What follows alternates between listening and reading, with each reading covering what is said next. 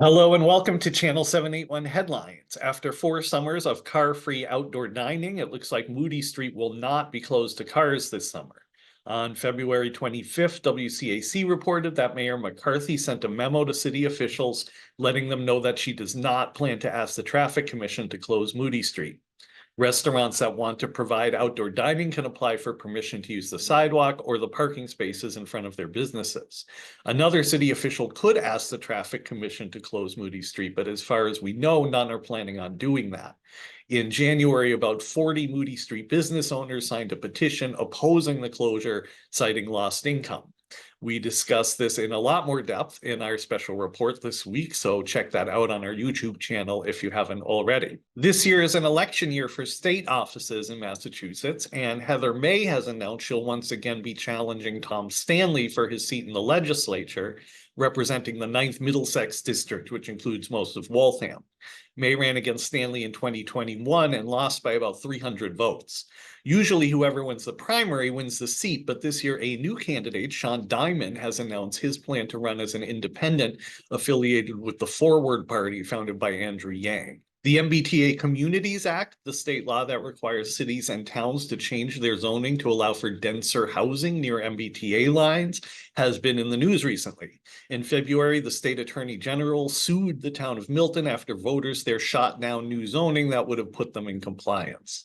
This week, the Boston Globe reported on several other cities and towns where residents are organizing around resisting the mandate.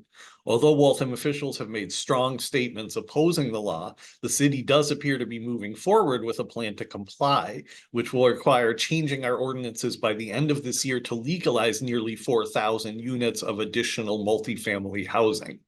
Mayor McCarthy recently sent a memo about this to the city council, which was discussed in this week's meeting of the Rules and Ordinances Committee. The city's law department is working on a rezoning plan, which will be sent to that committee for deliberation.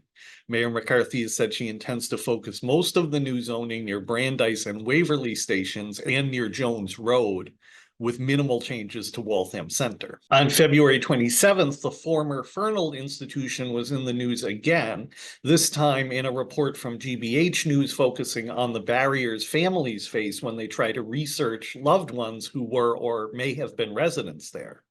This week, a chain link fence went up around a portion of the Fernald site in preparation for the construction of the recreational area, and the city posted requests for proposals seeking to lease out 6 of the buildings on the site as is for specific uses.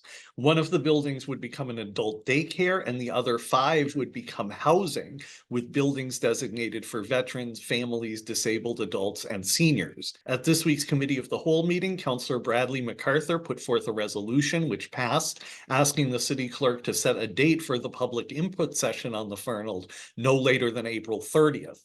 We don't know if that date has been set yet, but we'll let you know as soon as we find out. So stay tuned and thanks for watching.